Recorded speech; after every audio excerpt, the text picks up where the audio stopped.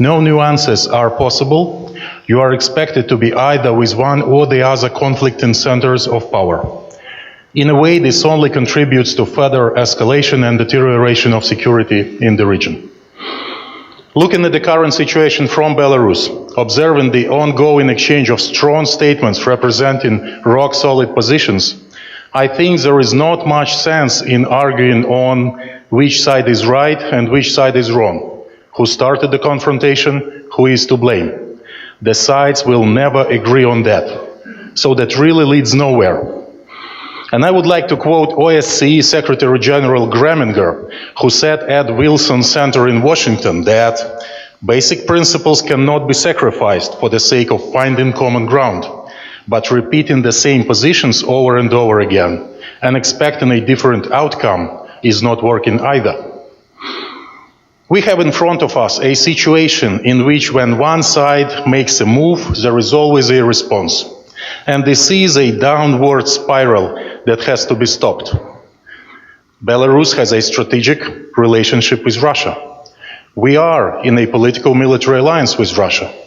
And I do see more and more in the Western media, in some analysis, some think tanks discussions, some politicians' statements, a notion of our relationship with Russia being a bad thing, being on the wrong side of history. I disagree. For we are linked by history, culture, religion, education, research, economic ties, trade and investments, industrial cooperation. There are vital economic interests of Belarus in the Russia's market. And the notion of our special relationship being a wrong choice demonstrates how deep the ideological divide is. But let us ask ourselves a hypothetical question. Imagine the unimaginable. If in the current fragile security situation in the region, Belarus was in the NATO, not in the alliance with Russia, would my country be more secure? Do our neighbors protected by the NATO umbrella really feel safe and secure now? If anything large-scale happens, it happens here, right in the neighborhood. So for us, it's not about who are we with, but rather about the current situation and the common risk. This situation is imposing a choice, a foreign policy dilemma between East and West. And this choice is false and counterproductive. Not only for our country or countries like ours, but for the entire region. We all remember the outcry here in the neighborhood in the run-up to the last September's Zapad exercise. It is a biannual exercise, and as I recall it, every time it's held in Belarus, a year before that, there is very vocal concern about the exercise from the West, but mostly from some of our neighboring NATO countries. When the exercise is over, it's forgotten. When the next one is on the horizon, then it is again seen as some kind of new, unpredicted, unexpected, sinister political military endeavor meant to threaten, intimidate the West, or at least our NATO neighbors. We had heard figures like 100,000 troops in Belarus, heard that Russian troops or military equipment would remain in Belarus. Some even said Zapad was preparation to attack our NATO neighbors. Remember these articles about countless trains bringing crazy amounts of military equipment to Belarus like we were preparing for war? Nothing of these concerns materialized. I understand that in the current situation in the region, the exercise could be seen by the West as of more significance than usually. But let us not forget that military exercises are held on the other side of our border with NATO too. And there is military buildup right on our border. The exercises, just like ours, are positioned as of defensive nature only, so we shouldn't be worried, right? But we also say to our NATO colleagues, don't be worried. And it's another example of profound distrust between us. We are not interested in further escalation of tensions in the region. We resumed military-to-military cooperation with the US in 2015. That sent a strong message and made it possible to restart defense cooperation with Germany, Great Britain, Poland, Lithuania and Latvia. Absolutely not to counteroppose it to our alliance with Russia. but as a measure to contribute as much as we could to diffusing tensions and rebuilding trust after a long period of serious diplomatic confrontation between Belarus and the West, and to minimize possibility of small incidents due to lack of communication that could potentially lead to much more serious, devastating consequences. We are interested in better relations with the European Union and the US. The European Union is our neighbor and our major partner. We have shared historical, civilizational, religious, cultural, educational roots. We are linked by economic ties, bilateral investments, trade, tourism. And yes, that may resemble what I just said about our ties with Russia.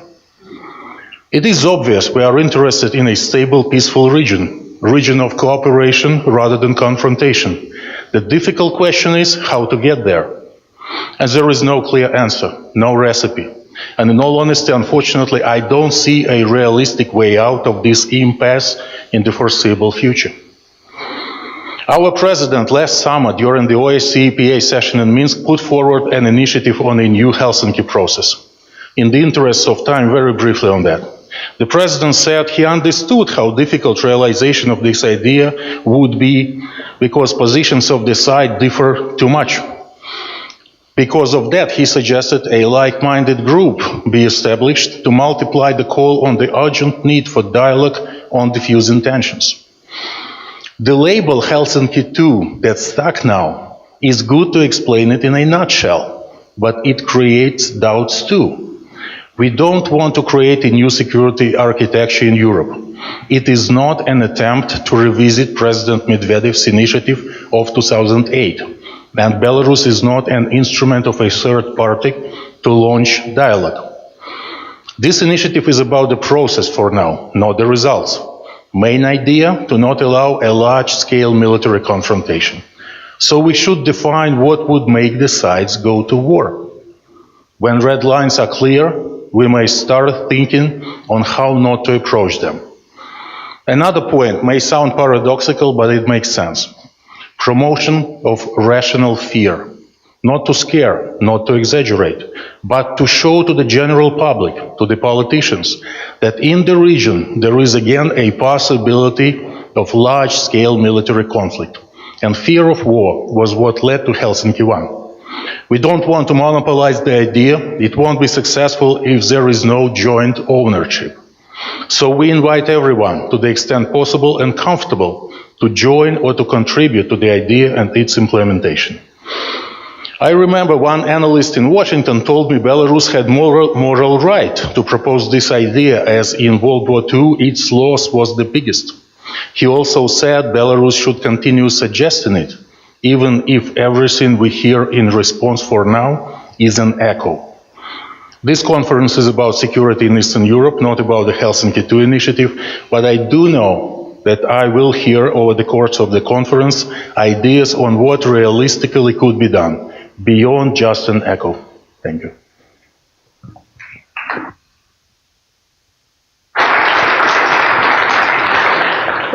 Thank you, dear Mr. Vice Minister. Just to clarify one question directly.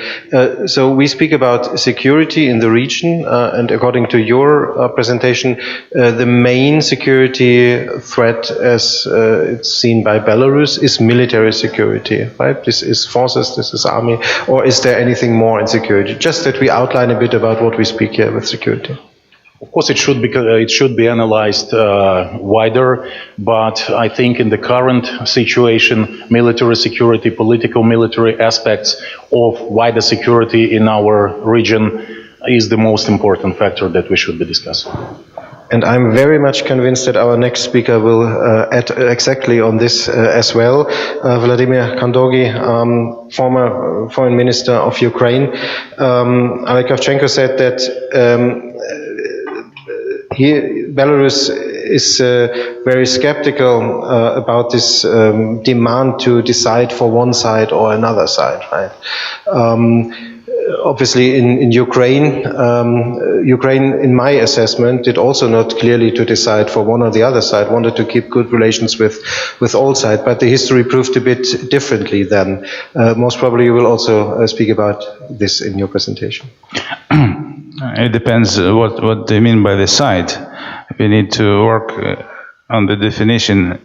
But first of all, I would like to thank every one of you for this opportunity to speak here tonight, and I think this is an important event that would make a difference in the overall discussion about the Eastern European security in general. Now, for a change, I will continue in Russian. Прежде всего, хотелось бы отдать должное организаторам этой конференции, этого форума, за очень четкие нарративы нашей дискуссии. Я думаю, это следует отметить, потому что успех любого международного предприятия зависит прежде всего от четкости формулировок. И сегодня то, что мы обсуждаем, это очень важно, это затрагивает интересы всех государств, которые входят в этот условный сегмент Восточной Европы. Уже сегодня на первой сессии шла речь о том, что чисто географически, я уже даже не говорю политически, термин Восточная Европа значительно сузился. И вот сегодня уважаемый модератор также заметил, что по сути дела, когда мы говорим о региональной безопасности в регионе Восточной Европы, то на самом деле мы прежде всего имеем в виду Украину, Беларусь, Молдову, возможно, Грузию. Поэтому говорить в широком смысле о восточноевропейской безопасности сегодня представляется достаточно затруднительным. Многие государства этого региона сделали свой выбор, они выстроили свой алгоритм и наметили пути, по которым они будут идти для того, чтобы обеспечить свою безопасность, безопасность своих государств. Речь идет прежде всего, и в этом смысле даже Беларусь, вероятно, не попадает в эту категорию. Я имею в виду, что были избраны пути обеспечения безопасности через участие в структурах безопасности, таких как НАТО и ОДКБ.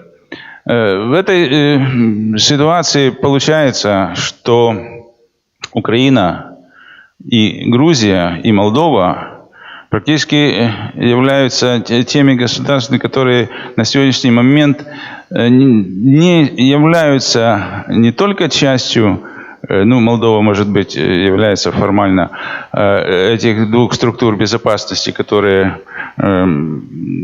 намерены и призваны обеспечить безопасность своих членов, но находятся в так называемой серой зоне, и для того, чтобы обеспечить безопасность, вынуждены искать в данный момент какие-то новые пути. Говоря о безопасности и о формах обеспечения безопасности наших государств, прежде всего хотелось бы отметить, что у нас есть совершенно разные ощущения угроз. И мне кажется, что именно восприятие угроз, оно и является движущим фактором в поиске путей обеспечения безопасности. Для Украины восприятие угрозы на сегодняшний момент совершенно очевидно, и оно однозначно. Украина испытывает не только угрозу со стороны своего северного соседа, она является объектом откровенной агрессии и попытки давления всеми возможными на сегодняшний момент средствами. Поэтому, исходя из этого ощущения угрозы, мы, естественно, выбираем свой алгоритм и свою форму обеспечения безопасности. И не секрет, что для Украины на сегодняшний момент главным стратегическим путем обеспечения безопасности является курс на членство в НАТО. Буквально вчера были проведены очередные исследования общественного мнения в Украине, которые показали результат, что более 43%, более 40%, но где-то в районе 45% опрошенных респондентов высказались за вступление Украины в НАТО. Против вступления Украины в НАТО существует достаточно значительная часть населения, которая варьируется в порядке 30%. Ну и, естественно, также немалая часть общества находится как бы на распутье и пока еще не определились. То есть, с этой точки зрения, с точки зрения формата обеспечения своей безопасности, очень сложно найти общий знаменатель между странами Восточной Европы. Тут у нас в introduction, во введении в нашу тему, очень ключевым, на мой взгляд, является именно выражение общего common denominator. И мне кажется, что сегодня говорить о общем,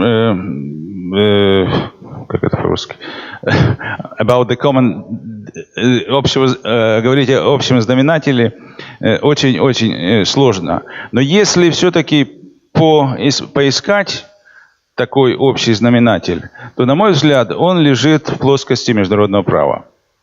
И я думаю, что исходя из этих различий, которые существуют сегодня, и в понятии, и о том, что мы, как мы говорили, в угрозах, все-таки главное это принять международное право как общий знаменатель обеспечения международной безопасности для стран нашего региона. Следует категорически отказаться от методов воздействия на государство, на политику государств, исходя из принципа применения силы или угрозы ее применения. Здесь всплывает еще один фактор, который необходимо учитывать, если мы хотим построить какую-то маломальски действенную систему региональной безопасности для Восточной Европы. Речь идет о роли великих держав. И тут в нашем вступлении в нашу дискуссию также речь шла о том, что в мире, так сказать, в дискуссии по вопросам безопасности применительно к Восточной Европе звучит всегда нарратив о доминирующей роли России и Соединенных Штатов Америки. И только вторичными являются интересы государств этого региона. Поэтому, я думаю, для того, чтобы эффективно обеспечить эту безопасность для нашего региона, нужно прежде всего,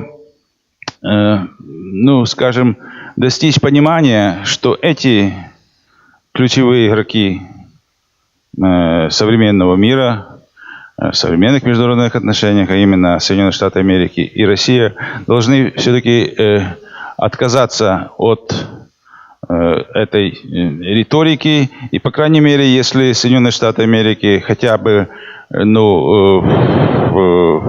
формально или достаточно громко заявляют, что они не преследуют каких-то специальных интересов по отношению, в данном случае применительно к Украине, то со стороны наших соседей на севере постоянно звучит тезис о том, что Россия имеет специальные интересы в Украине, и поэтому их безопасность также напрямую зависит от того, в какой орбите, в какой сфере влияния находится Украина. Поэтому, возвращаясь к вопросу о международном праве, как общем знаменателе для безопасности в регионе Восточной Европы, я хотел бы еще добавить, что в Украине видят значительную не сыгранную роль Организации Объединенных Наций. Я думаю, здесь мы должны также подумать, что хотя мы являемся членами определенного региона, и мы сегодня говорим о региональной безопасности, эту безопасность в этом регионе конкретно мы не сможем обеспечить, если мы далеко уйдем от проблем и механизмов обеспечения глобальной безопасности, где ключевую роль может сыграть Организация Объединенных Наций. Ну и, естественно, международные судебные инстанции. Это также тот инструмент, который может лечь в основу и стать тем общим знаменателем для разрешения споров. Поэтому усиление роли ООН, усиление роли международных судебных институций. Я вижу лично путь, по которому мы могли бы поискать и, может быть, найти общий знаменатель для международной безопасности в регионе Восточной Европы. Спасибо.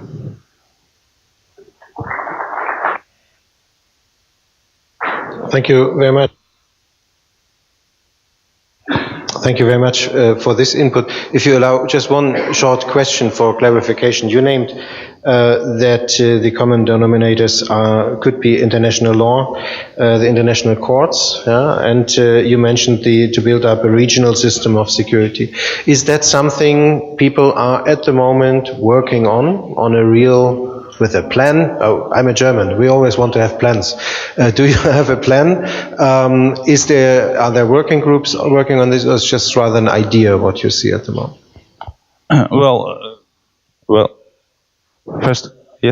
First of all, I do not represent the government of Ukraine. As you probably know, I represent the civil society, the non-governmental organization. But as far as this question is concerned, more and more in Ukrainian public discussion, United Nations is becoming more prominent, and the International Court of Justice in particular, plus other jurisdictions, international jurisdictions, are more and more discussed within the Ukrainian expert community. As you know, we have put forward several proposals as far as the resolution of the conflict in Donetsk region, and one of those proposals is the deployment of the peacekeeping operation in that area. Obviously, no peacekeeping operation is possible without the direct involvement of the United Nations, in particular the Security Council. Of course, we all understand that the right of veto, which is in possession of 5 permanent members, including Russia, is the obstacle. Certainly, we are aware of this, and still, we are of the view that not all the possibilities are exhausted in that sense. For instance, we are more and more trying to point finger at the Article 27 of the Charter of the United Nations, whereas it is provided for the abstention of those directly involved in the conflict during the vote on certain resolution which has to do with this particular conflict. So I think that still we still have a chance to move forward in that direction and see what's going to happen. As far as the International Court of Justice, Ukraine has submitted 2 cases to the International Court of Justice right now, both of them in connections with the violation of respective international conventions by Russian Federation.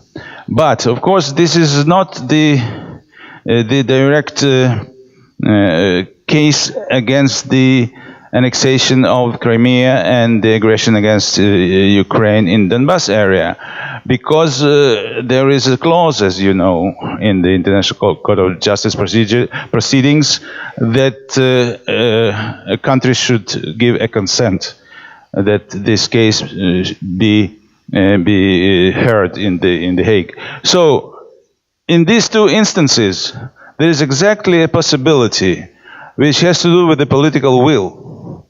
A country that is accused, let's put it this way, in doing something wrong, has to accept the jurisdiction of the International Court of Justice voluntarily and go on for the proceedings in these highest authorities. Same goes for the Security Council. If a country is feeling or is being accused in, sponsoring, let's say, an aggression or terrorist activity in one region or another, it has to step aside during the consideration of this issue in the Security Council in order to allow the Security Council to fulfill its obligation under the Charter. Thank you. Thank you very much. Definitely a good point with Security Council for my assessment. But we now want also to hear the security thinking of Moldova, or in Moldova, of the security community there. Vladislav Kulminsky, could you please give us a short overview how you feel, what is your black box there in Moldova?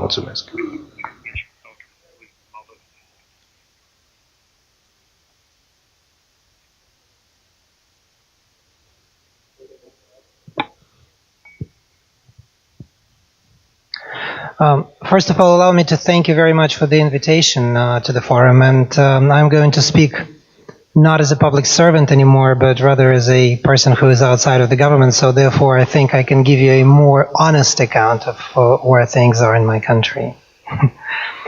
After Moldova gained independence, the idea that the country has promoted was to be a bridge between Russia and the West, geopolitically. 27 years down the road, here we are. We're not a bridge, we are a classical battleground. We have an unresolved territorial conflict, the Transnistrian region, which the government doesn't control. We have Russia's military presence in the Transnistrian region. We are a neutral country by our constitution, but we're not really a neutral country. And we have a geopolitical battle that really prevents Moldova from being a fully sovereign state, I would say. So you basically have Russia, which defines Moldova as a security sphere which is vital to its own interests. And Russia wants a security arrangement in the region, and the primary concern with respect to Moldova is geopolitical. On the other hand, you have the United States and the European Union, who rightly reject any ideas for security arrangements and spheres of influence. I think that with the benefit of hindsight, we can basically say that this, in a way, was predictable, because when we had the first wave of collapse of the former Soviet Union, it was quite obvious that there was going to be a second wave, and the second wave is going to be much more difficult and much more bloody. And there was a time to prepare for this and to get ready for this. Unfortunately, my country, the Republic of Moldova, has failed to do it. We're not ready. Any kind of integration efforts between Russia and the European Union at the beginning looked quite well. And so this theory of a bridge for us as a country in between Russia and the European Union worked reasonably okay. But after relations soured, and they got back to their historical pattern, the Republic of Moldova ended up in a very difficult situation. The country is now divided because political elites use this division of people's preferences into pro-Western and pro-Eastern to score political points. So in a way, they deepen this geopolitical divide in the country. But I wanted to make three major points about how a way could be found out of this situation. First of all, there has to be a security dialogue between Russia and the West, because without this kind of security dialogue, whatever domestic forces do, it is not going to resolve the most fundamental contradictions that exist in the case of the Republic of Moldova geopolitically. Our second major concern is that this should be a security dialogue and not a security arrangement. And there's a very fundamental difference between these two things. There's a sense of inevitability in my country that things are going to get worse, that we're now in some kind of a downward spiral that is going to make matters in the country much worse. So on the one hand, you really need a security dialogue, but on the other hand, there is a fear that this could turn into a security arrangement at the expense of Moldova's national interest. And third, and the final point, I want to answer the question that was asked, which I think is a very interesting one. So what leverage do regional actors and local actors have over great power politics.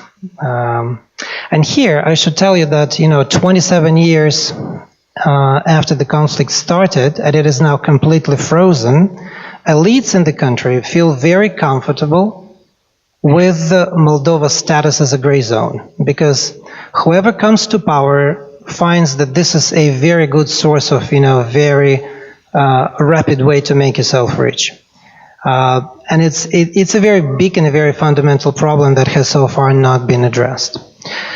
Elites have also learned to play on these contradictions between Russia and the West. And let me give you the most recent example. In Moldova, we have a president who now promotes closer relations with Russia, and he goes to Moscow every other month, if I'm not mistaken much. He just came back from Sochi. But this very person, 4 or 5 years ago, was the most ardent supporter of European integration. On the other hand, we have a governing party, the Democratic Party, which now is the most pro-Western party that you can find. But just a little while ago, it was the most ardent advocate of closer relations with Russia. So the point that I want to make here is that it is very important not to allow elites to play out one against the other, because this is also one of the things that can actually draw outside players into a vortex of confrontation, out of which it will be very difficult to find a solution. And they can do so either willingly or unwillingly. Thank you. Thank you very much. I looked over to Dirk Schübel. He is quite curious to discuss with you in the night owl session on Transnistria today, and on the inner Moldovan situation.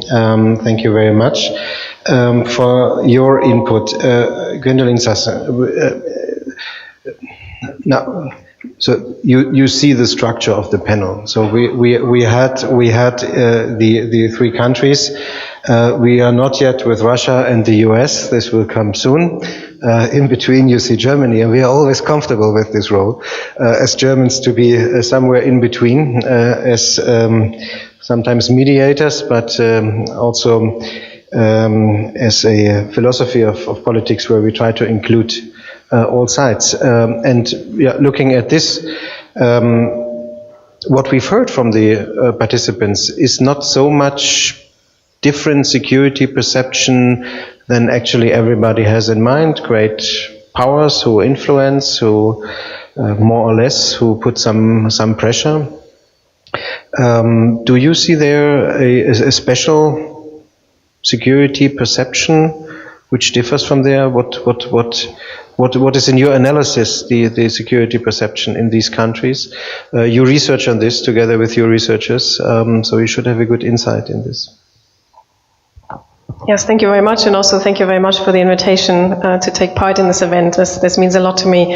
Let me also say, you already said, we Germans never like to speak on behalf of Germany, but also let me say I'm not speaking in any official capacity as the director of the center. You posed a very big question there. Let me maybe, as an outsider looking into the region, and we've heard important, I think, commonalities and differences already from the region, maybe pose kind of some questions back, and it speaks, I think, to the question you're asking about security perceptions. And if I can maybe just pick up right away on something you said, that at the moment the most important aspect is military security, and I think we are exactly in a situation or at a moment when there are several wars and military conflicts going on, and then the discussion about security narrows down to that, and I can fully understand that, but at the same time I think that would be a too narrow conception of what security really is about. And I'm not a big fan of distinctions between hard and soft security. That immediately means also one is more important than the other. But clearly security means more than military, either rhetoric or actions. the introduction to this panel used the term the black box of East European security. And usually we use this term black box when we talk about foreign policy making, and those of us who are analysts or academics can never quite understand from outside how this is really happening and who makes what decision. But I think we're actually, with regard to security at the moment and with regard to security in Eastern Europe, at a point when security interests, also threat perceptions, fears, are pretty loudly articulated and are pretty clear. So I'm not sure this is a moment when we should think about it as a black box. So I would rather turn it round, and from my perspective now in Berlin, and before that I spent many years in the UK, I think it's not so much that it's a black box, but that actually from the outside, we often don't look closely enough, and we don't understand the situation well enough, or we also lose interest. And I also refer to the public and political debate. I don't think for a start, by the way, that Ukraine is a small country, so I was a bit surprised by the labeling of kind of these three countries now. And what does small mean today anyway? So a local actor can have very quickly a global impact. That is security today, as we should understand it.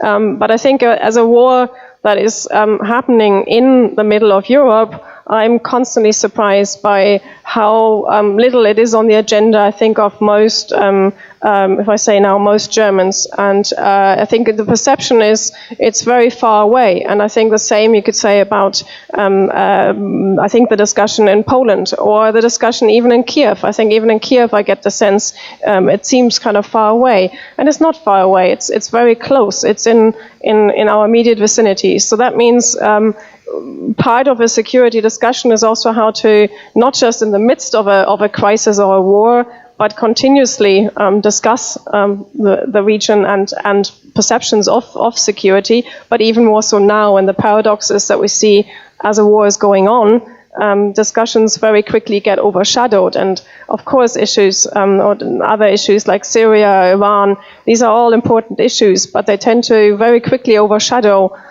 discussions about the war in Ukraine, I think, and then overshadow even more that it reverberates in a region that has a number of unresolved conflicts. I think the term frozen conflicts is misleading. I don't think any of these conflicts are frozen. And I also think it's misleading to talk about the war in the Donbass as a conflict that one could freeze, as if this was a strategy to do this. It's not only a description now of a potential conflict, but as a strategy. So I think that's a real misnomer. And I think we've just heard from the Moldovan Transnistrian example that conflicts are not really frozen. They can be developing in all kinds of ways while we think they're frozen.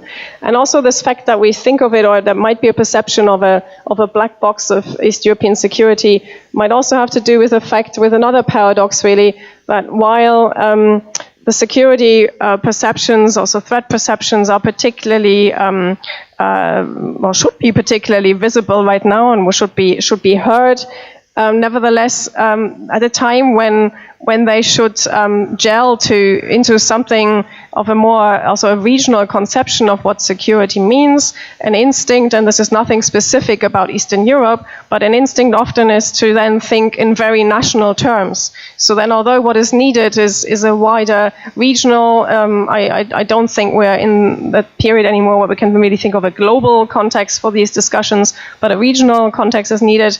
The discussions go very inside countries facing particular threats or a war going on. They go quite national, and that again makes it almost easier for other countries in the neighborhood, east and west, to ignore these issues. Maybe one word also about kind of this distinction which framed our panel here too, who's a regional actor and who's a global actor. And as you all know, I think far too much time was and is still being wasted on trying to decide whether Russia is really a global actor, a global power, or regional power. I think, and then on the other hand, we see the US doing its best not to be a global power anymore at the moment. So I think, again, we need to kind of move beyond that, and we're in a context where lots of different regional actors matter for different issues, and that's again part of an answer to your big question about security, that global politics is regionalized and is localized, and those are the kind of frameworks we need to find for that. one word also, and you can see I'm sort of moving along some of these concepts we use to frame the discussion. The term threat perception also framed the questions for our panel. And while threat perceptions are, again, in particular as wars are going on or conflicts are unresolved, one thinks of it in military terms, but threat perceptions are also very dependent on a country's history, a country's location. Clearly, if you are on, as we've heard already, on either side of the NATO border, your threat perceptions are different from being located if you're located somewhere else. But threat perceptions, I think, should also not be thought of anymore, and that's again part of an answer to your question, as kind of what states think about security. So I think the idea that there's something like the state thinking or one person or one institution thinking about state security are also over. When it narrows down to a military conflict, a war, this is what we see. But ultimately, there are different perceptions also at different levels of society. And I've done some research on perceptions of the population in Russia and Ukraine, for example. And for a long time, it's beginning to change. It has changed. But society distinguishes between what elites do and what links are to citizens of a neighboring country. And that should also be part of the discussion. And just as a final comment, and it follows from what I think I just said about this regionalization of global politics. In the case of the war in Ukraine, there's a very concrete issue that dialogue should be reinforced. We've so far talked quite generally about the need for more dialogue, and nobody really knows where to start. But there's a very concrete issue, and it's clear that however important, and they should continue, the Minsk process, the Normandy format are, everybody knows they're also stuck. So there is this additional idea thought about very differently about involving a UN mission, and I know we have a discussion somewhere tonight about this as well. So there's a starting point for dialogue, and however far the positions are, that is, I think, one concrete example, and that also would really highlight again that one key element to the tensions in Western Russian or US Russian and EU Russian relations, maybe one should distinguish increasingly, is really the key to that is still addressing and resolving the issue about the war in Ukraine. And I'll leave it here.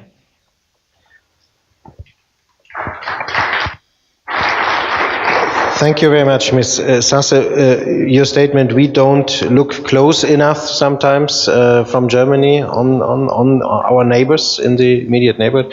I can only underline this, but your institute proves the opposite, that you try to have a closer look. Also, our partner for the conference, the Compass Project, tries to look closer and promising research concepts there. I don't know whether Ms. Flockhart is in the room. She yesterday presented there her idea of what could be the idea of international order in the future, and this was one central item was good life. She put into the center good life as a basis, and well, maybe we can would be interesting to debate whether all challenges to good life are somehow a security threat. It would be interesting, but we will discuss about this in the academic sphere, and we'll present this hopefully to the politicians. I would add not only that we don't have always a close look enough, I would add, especially in regard to Moldova, we very often do not have enough patience, and I think from the West, and I think that also when it comes to Belarus, if I look in the history to Belarus, and also if we look now, a lot of demands are towards Belarus, justified demands from the European perspective, but not everything develops as quickly as one would like. So patience is maybe another phrase or another point we should discuss about. But a country which definitely has a close enough look and enough patience is, of course, Russia, at least in my understanding. And I'm very happy to have Vyacheslav Holotkov here today from the Russian Institute of Strategic Studies. So if someone can think strategically, he must come from Russia, and he must be from the Institute of Strategic Studies. Very happy to have you here. Спасибо.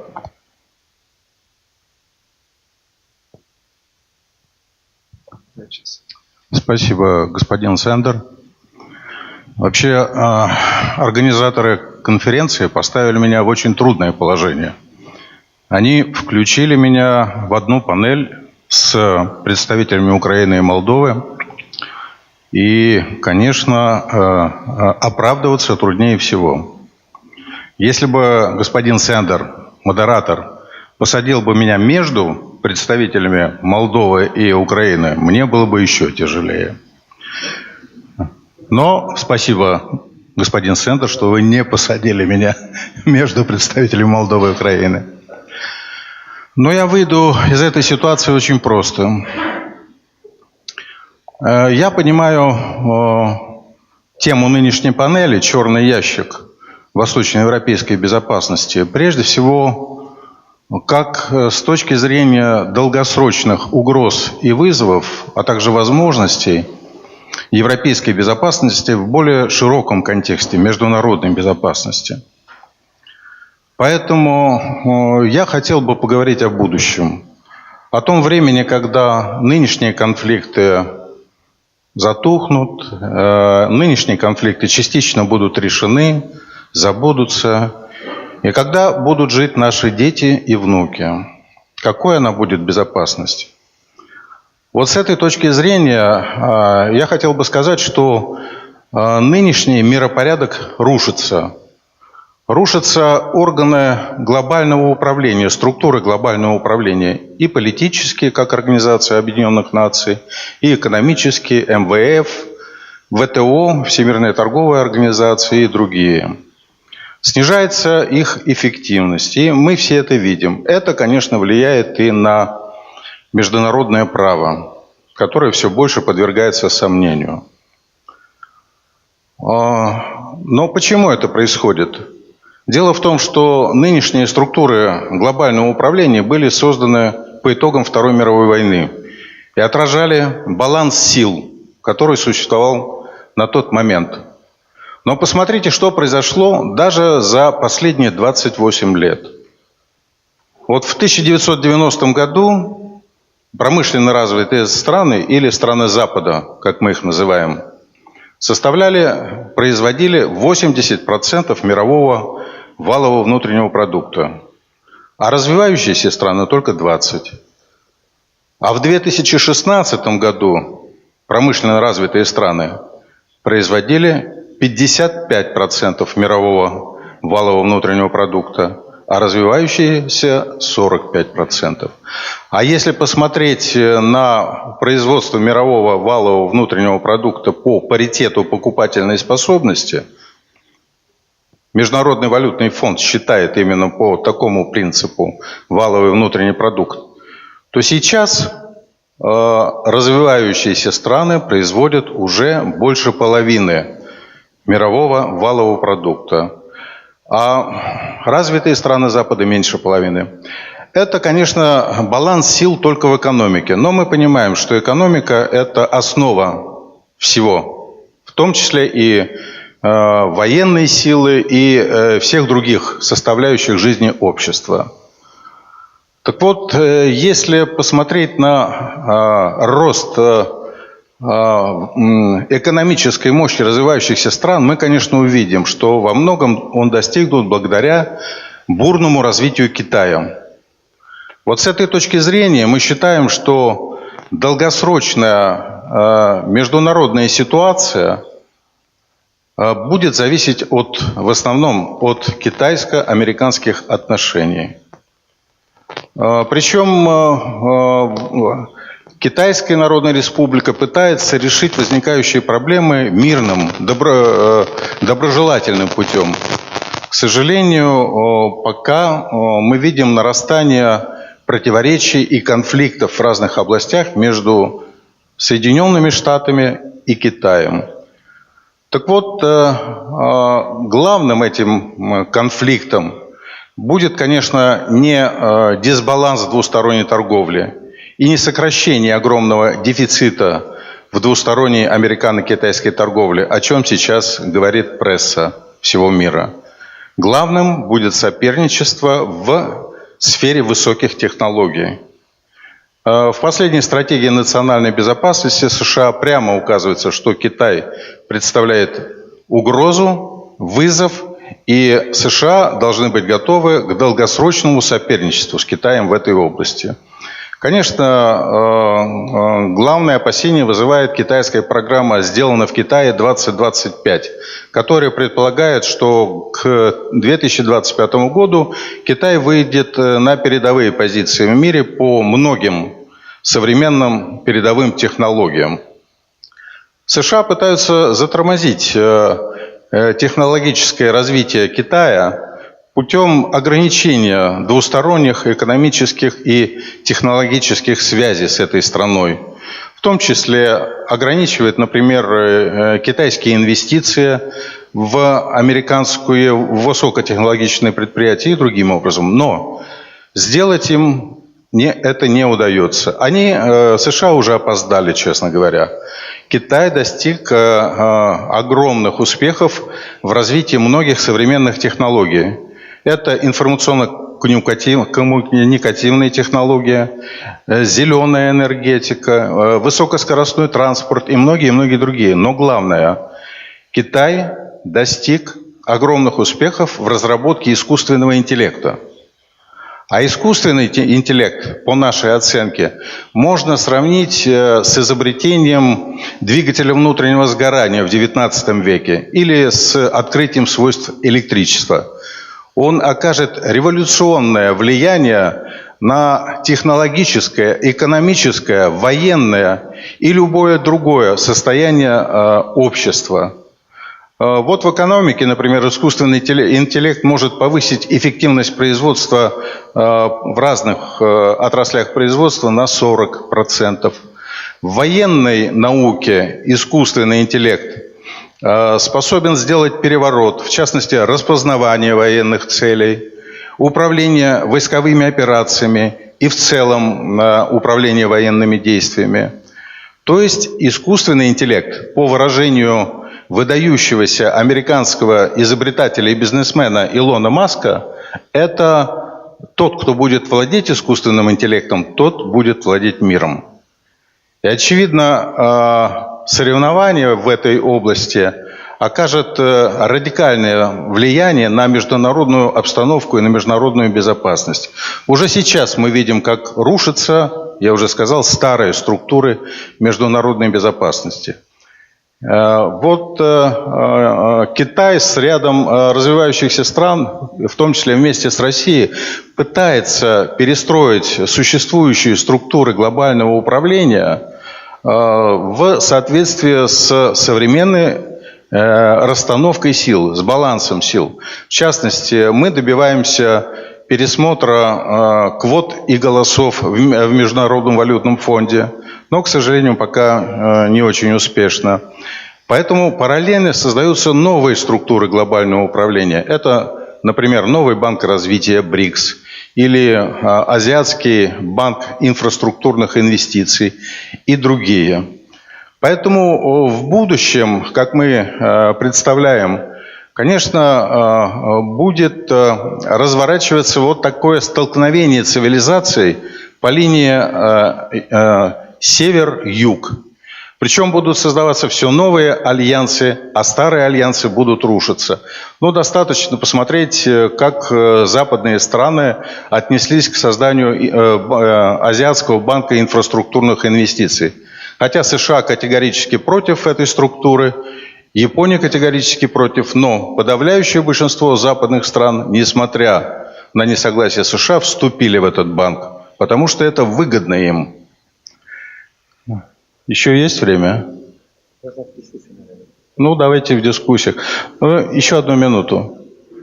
И, наконец, два слова о том, как будет изменяться мир, как будут строиться новые структуры глобального управления, в том числе и в экономике, и в сфере безопасности. Это, очевидно, пойдет по линии создания проекта «Один пояс, один путь» китайского.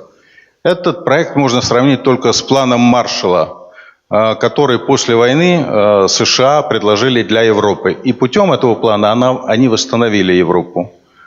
Вот новый план Маршалла – это китайский проект «Один пояс, один путь». Он переформатирует всю мировую политику, экономику, а в конечном итоге и военную ситуацию с безопасностью.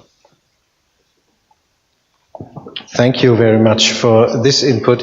I think that Oleg Kravchenko already wants to jump in with this artificial intelligence and want to present the Belarusian position on blockchain technology. So to bind it back to the countries here, we see, of course, that that Belarus, but also Ukraine, which basically copied the Belarusian law on the blockchain technology and the digital contracts, that they are trying to catch up, or at least to be there active in this sphere. But thank you very much for your remarks from the more global perspective.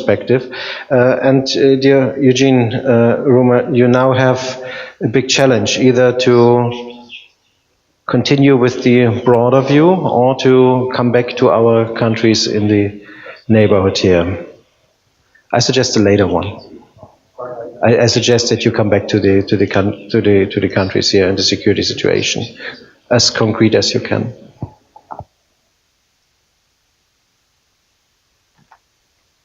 Proliferation of microphones, but I'll be brief because I want to leave at least a few minutes for questions, but also a lot of things that I wanted to say have already been said by others, so no need to repeat them.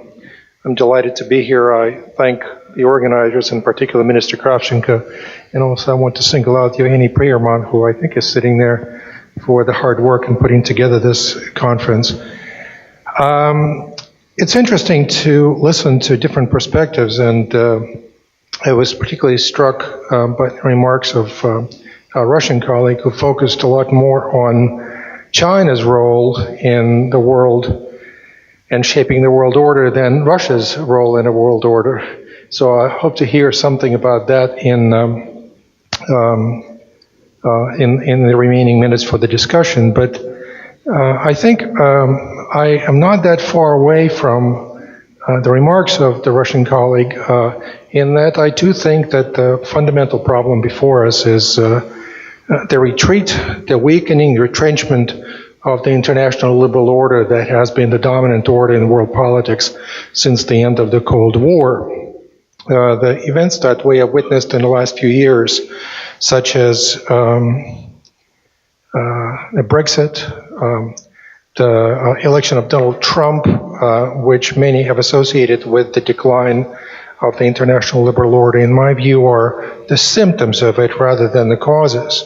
And by the way, I think somebody mentioned in the previous panel that we need to define what that order is. I think we know what that order is, and we know its critical defining characteristics. It has a good measure of liberal politics, free trade, liberal economic models that different countries adapted to their particular needs, as well as basically a United States-dominated security arrangements, in particular in Europe, which in my mind really have not necessarily been as bad as have been occasionally described, and have not as failed to deliver on a common vision of a common European home that was promised, or at least aspired to, at the end of the Cold War. I think one of the main reasons for the decline of the international liberal order is the fatigue that is setting in the United States. Some of it is related to the unique role that the United States has played in building and promoting that order, but also in the fact that the United States has been involved in two wars, still being involved in two wars in the Middle East and in Afghanistan, and there's no end to either. And I think that shapes the attitude of the American electorate in the sense that that order has not delivered to everyone in the United States as was promised in the beginning and then promised over the course of 2 decades. So I think it's an important factor. I think that the demise of retrenchment of the international liberal order is not a good thing for Eastern Europe. If you look at the results of the past 20-25 years, during which the order was dominant, It's fair to say that Europe overall and Eastern Europe, and not just Eastern Europe, but also other parts of the world, have done rather well under the rule of the international liberal order. We have seen the expansion of economic activity. We've seen the proliferation of trade, the benefits of globalization that perhaps have not applied everywhere equally, but certainly have benefited many countries all over the world and have resulted in the kinds of prosperity that few countries have seen develop in such a short period of time. Of course, the liberal order has not been perfect. There have been setbacks. The crisis, the financial and economic crisis in Europe in 2008-2009 is one failure and actually a sign that the order is not perfect by any means. The fact that NATO enlargement was promised but stopped again after the war with Georgia, between Georgia and Russia in 2008, again a suggestion that suggests that this is not something that's universally accepted. But again, I think as we look at what the alternatives are, the picture is not very bright. I would say it's rather bleak, especially for countries of Eastern Europe, because the retrenchment of the European Union into its own sphere, the preoccupation of the European Union with its own domestic problems, I mean within the EU and of course individual countries as well, is not a good development for Eastern Europe that has benefited from the attention of the EU for over 25 years now. It's also a loss of balance in a sense because the United States and the EU are less involved in Eastern Europe, and that constrains the space for Eastern Europe for political, geopolitical, intellectual, conceptual maneuver. So I will be very brief just in a wrap-up. Think about what the alternative to the international liberal order looks like going ahead. What we're seeing now in parts of Europe immediately adjacent to Eastern Europe, in countries like Poland, countries like Hungary, and countries like Russia, of course, we've seen the rise of rather aggressive militant nationalist agendas that certainly do not bode well for the countries that are currently stuck in the gray zone and have not joined one or the other camp fully. Think about what the return of geopolitical thinking, which is what we're witnessing now, means for the countries of East Central Europe, with borders that have been the source of contention and even wars for a century. This is not a pretty picture. Now, by way of solution, I don't really know what the better solution is, other than for all of us to work to return to the international liberal order, maybe adapted on the margins to the needs of individual countries. But again, I should say that the term liberal means here not just a liberal political order. That order is very liberal in that it doesn't force anyone to join it. It's a voluntary association of countries with shared values. So that's what I think we need to return to. I'll stop at that.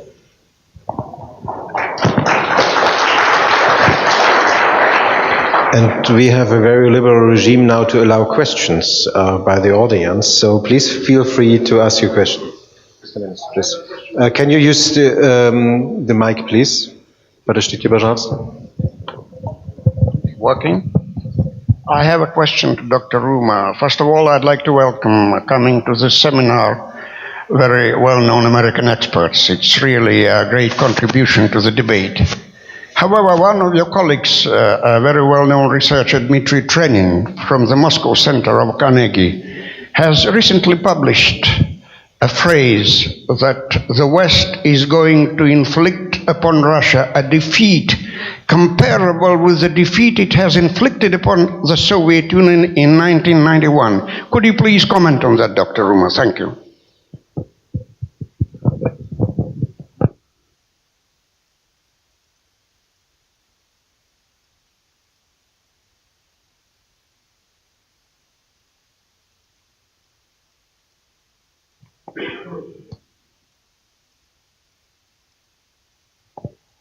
Okay, I think it's working now. It's very good to see you, Mr. Antonovich, again after many years. Look, I am not familiar with that statement by my good colleague and friend Dmitry Trenin.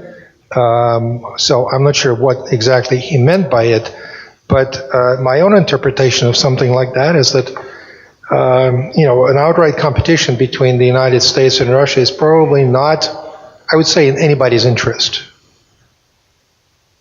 Certainly, I don't see that as benefiting Russia. I would turn to my Russian colleague to my right and say that, a competition between the United States and China does not leave Russia necessarily in a good place. Because, in my view, the United States as a rule maker on the world stage is a much more acceptable, liberal, if you wish, rule maker than China is going to be if that competition ends up being a victory for China.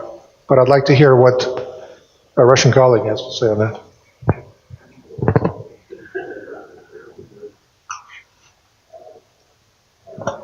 Ну, это действительно так. Сейчас правила игры на международной арене формируют США, но этому постепенно приходит конец.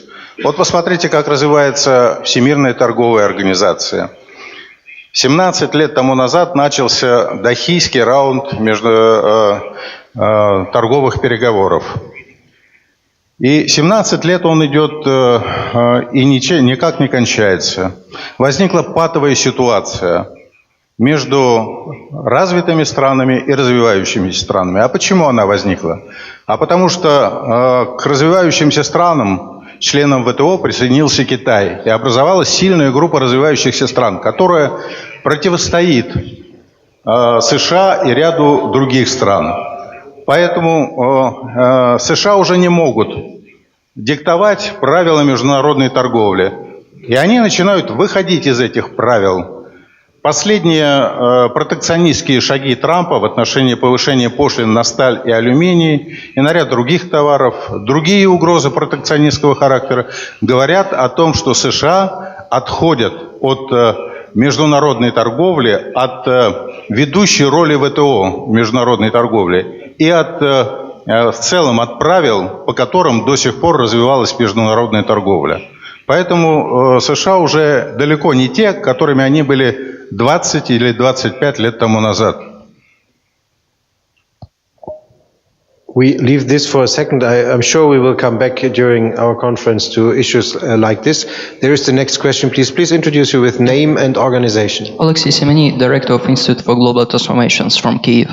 I have two short questions. First goes to Gwendolyn. If we're talking about black box in Eastern Europe, first of all, sometimes historical analogies do work, or at minimum we should learn some lessons from the history. In Eastern Europe now, if Russia perceives itself as part of Eastern Europe, minimum as some part of Eastern Europe, we have now two largest states in conflict. We Ukrainians supposed to be at war with Russia, Russians don't suppose this, but nevertheless it is very bad situation. And we have an analogy between France and Germany in 19th century, confrontation, wars, and we do know quite well the result. And it was in Western Europe.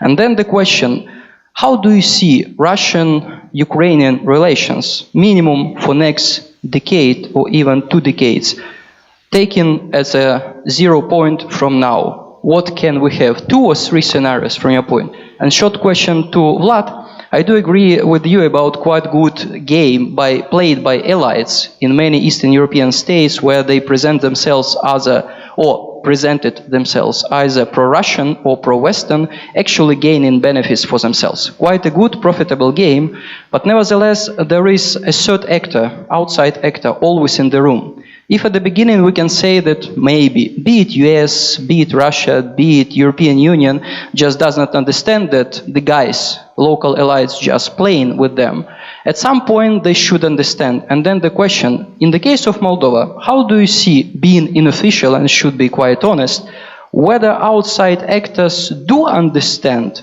this game in Moldova played by elites? And if they do they participate in the game as well? Okay, 2-3 scenarios quickly. That's also not an easy question. But as you said the number already, 2 or 3, so let's start with the most positive one, that there's a gradual rebuilding of trust and relations. Status quo as it is at the moment, already a pretty bad option, and a worsening of relations and more either temporary or more permanent war activities. I think one important element in this is, and we can also apply this actually to Russian relations with the West, or let's say with the EU countries. One thing I am deeply worried about, if that's the real word or the right word, is not only the conflicts at the top level of international politics, but also, and possibly for the long term more so, how many contacts at other levels of society are breaking off or are made harder. And if we're talking about Ukraine and Russia, it starts with sanctions, but it also continues with communication lines, travel possibilities, all of those things falling away. The media, of course, does its bit as well. So if and something similar mechanism without the war context happens also between Russia and the EU or the US.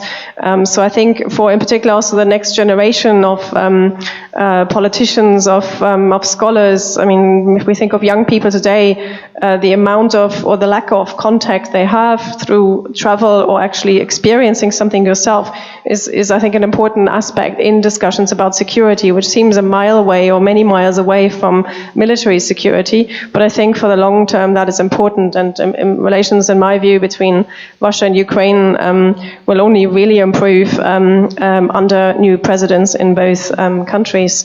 But if I can add one element on terms of Russian-EU relations, for example, one start in this direction, I think you asked me earlier also about concrete ideas, and I forgot to say it earlier on.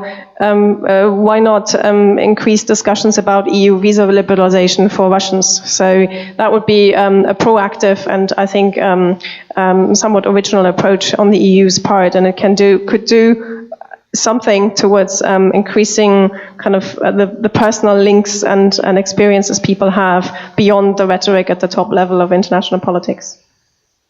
Mr. Kruminski?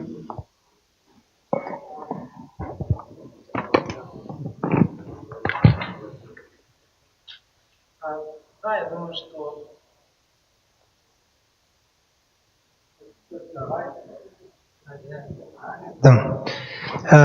что я думаю, что они прекрасно понимают, в какого рода игру играют элиты в этих государствах. Но самое интересное и парадоксальное, наверное, заключается в том, что, как правило, такого рода игра заканчивается хуже всего для самой страны. И, наверное, в этом один из основных выводов. Вот коллеги очень много говорили о том, что вообще система международных координат рушится, те институты, которые раньше работали, работать перестают, а новых еще никто не создал, и никто даже не представляет себе, как они будут работать. И одно из очень практических последствий этого всего, это то, что вот, я не буду говорить насчет Украины, но я точно знаю, что в Молдове правила пишут и устанавливают прямо по ходу, то есть каких-то оговоренных заранее правил игры того, что будет происходить, нет. И именно это создает очень серьезный потенциал и опасность для конфликта в этой стране. Так что страдает, как правило, всегда в первую очередь сама страна от такой игры своих собственных элит.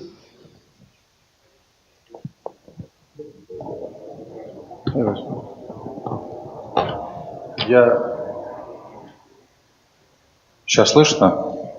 Я не буду описывать сценария возможного развития событий отношений России со своими соседями, но хочу сказать вот что. Они во многом зависят, как ни странно, от отношений между Россией и Европой, Россией и Соединенными Штатами. Дело в том, что даже сейчас Европа во многом воспринимает любые действия России на постсоветском пространстве, в том числе создание различных интеграционных объединений, рассматривает это как попытку воссоздания Советского Союза в новой форме. Об этом в свое время очень откровенно сказала бывший госсекретарь США Хиллари Клинтон. И вот эти вот фантомные страхи, они, конечно, усиливают недоверие между Европой и Россией. Происходит такая вещь. Вот до сих пор Евросоюз не желает устанавливать прямые связи с Евразийским экономическим союзом, в который входят и Белоруссия, и Россия, Казахстан, Армения и Киргизия. Почему не желает?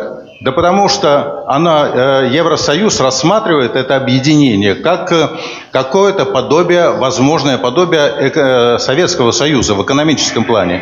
То же самое касается ОДКБ. Если говорить об Украине, почему возник этот конфликт? Я не хочу сейчас оправдываться и влезать в подробности, но смотрите, вот в экономическом плане что происходило? Ведь Украина после распада Советского Союза занимала такую многовекторную позицию и проводила многовекторную политику. Она хотела развивать связи и с Россией, и с Европой, и Россия совершенно нормально на это смотрела. Но когда возник таможенный союз, на базе которого впоследствии был образован Евразийский экономический союз, что произошло? У Украины был выбор: либо вступить в таможенный союз, либо пытаться вступить в Европейский союз. Но Европейский союз сказал украинскому правительству: если вы попытаетесь вступить в таможенный союз, тогда дорога в Европейский союз для вас закрыта. Вот таким образом Европейский союз поставил перед Украиной по существу ультиматум: только в Европу.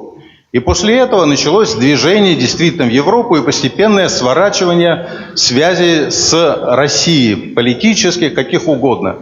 И после этого возникла вот эта ситуация с подписанием соглашения об ассоциации между Украиной и Европой, которая привела к Майдану и последующим кровавым событиям.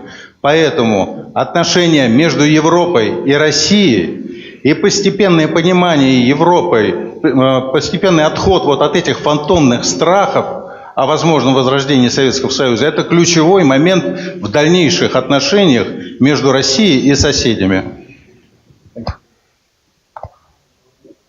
Now mine is not working. Thank you very much for this input.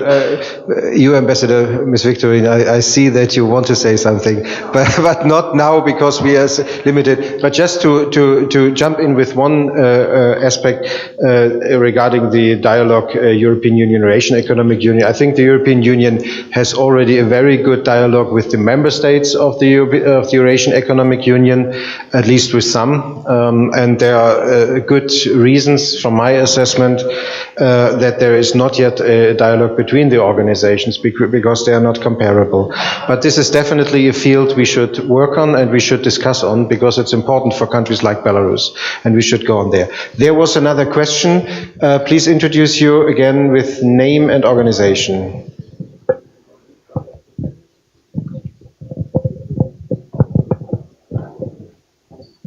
Yes, good evening. My name is Paulo Pinto. I'm the ambassador of Brazil in Minsk.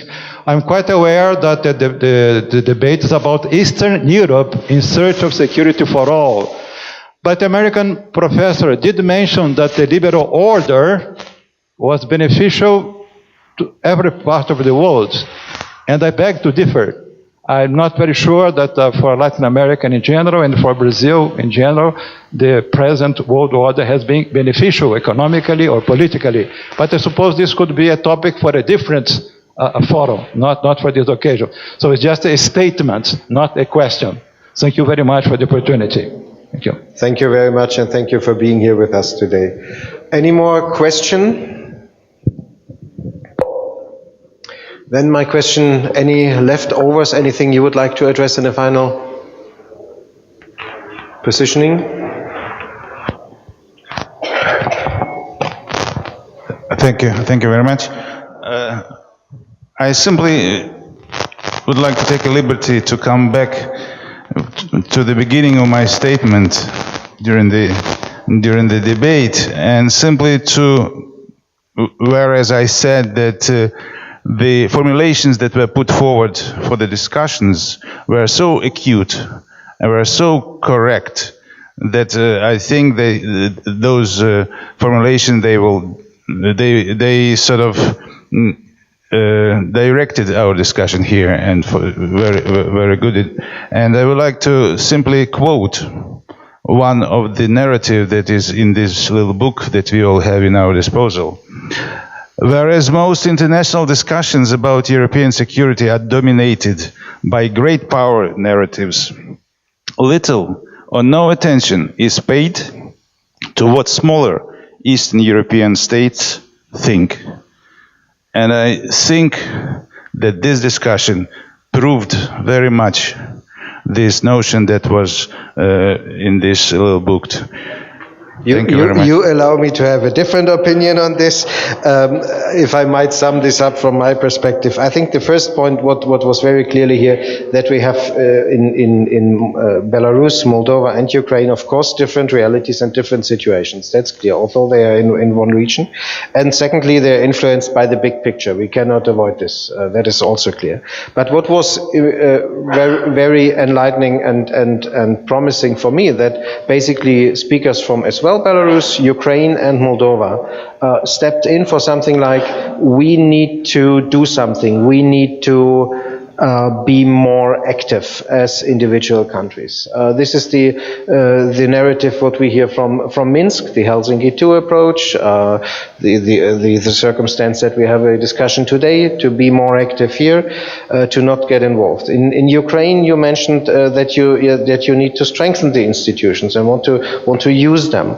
Moldova, the input here was, let us please not only have a security dialogue between Russia and the West, this was your point, but to have a real dialogue, not an arrangement, but a dialogue. What I see here is that there is the wish and obviously the need to do something coming from these countries. And I think this is a promising result. You might have the feeling that you are not heard, but the circumstance that we are here in Minsk and discussing this together proves the opposite.